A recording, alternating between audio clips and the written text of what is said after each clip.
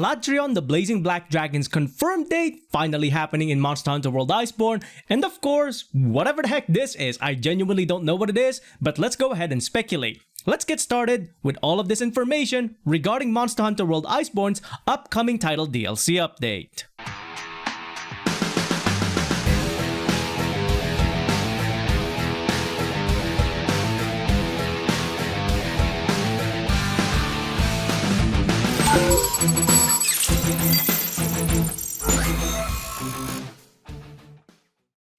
Hey everyone, Pinoy here once again, back with another video for Monster Hunter World Iceborne.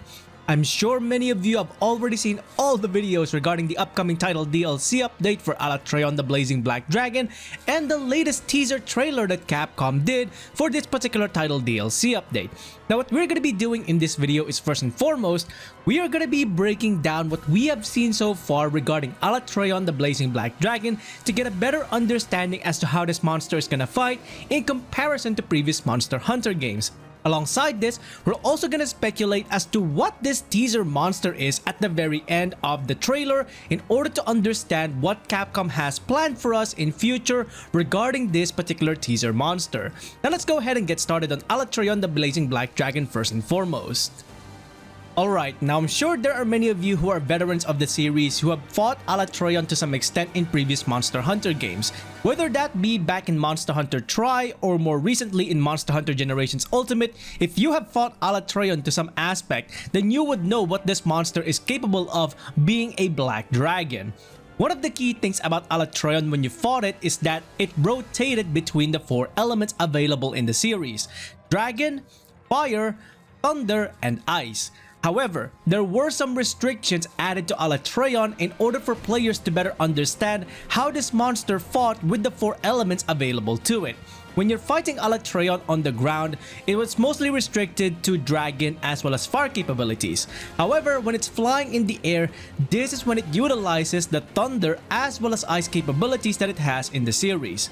In Iceborne, however, it seems like Capcom has pretty much removed that restriction entirely and just allows Alatreon to use any kind of element regardless of the elevation that it has, meaning that it's no longer restricted to flying in the air and being strictly Thunder and Ice capabilities. It can use Fire capabilities in the air and it can use Ice abilities on the ground, so on and so forth, meaning that this monster might seem familiar at first glance for anyone out there who has fought it previously, but there are gonna be some very unique differences that make Alatreon the Blazing Black Dragon a powerful creature in the new world in comparison to the old world. So this is gonna be a very unique fight out there, regardless if you are a veteran of the series or completely new with Monster Hunter World Iceborne.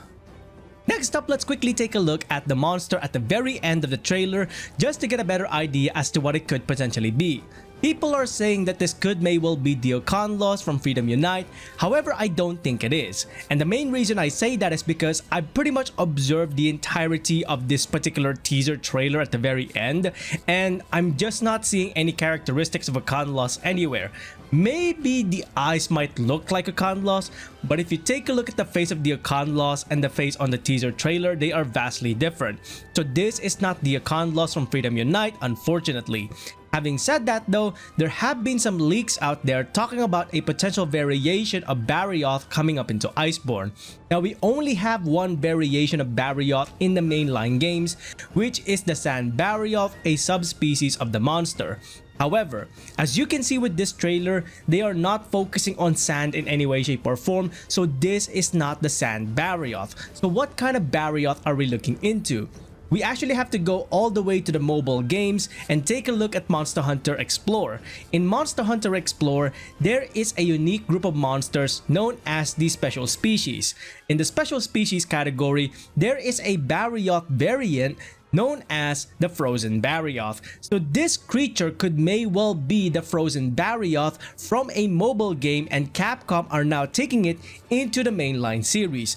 This is not the first time that we have seen Capcom take a monster from a spin-off game after all. They took Glavenus, which is from a spin-off game Monster Hunter Generations, into the mainline title meaning that they could bring in other spin-off monsters or even frontier monsters at that into Monster Hunter World Iceborne once again. They did it with previous Monster Hunter games with Abnocatris and Lavasioth, and they've done it with Glavenus as well, so what's stopping them from bringing in a monster from Explore all the way to Iceborne? And that is pretty much it for this video, breaking down the information that we have so far regarding Alatreon the Blazing Black Dragon, as well as the mystery monster coming up in Monster Hunter World Iceborne.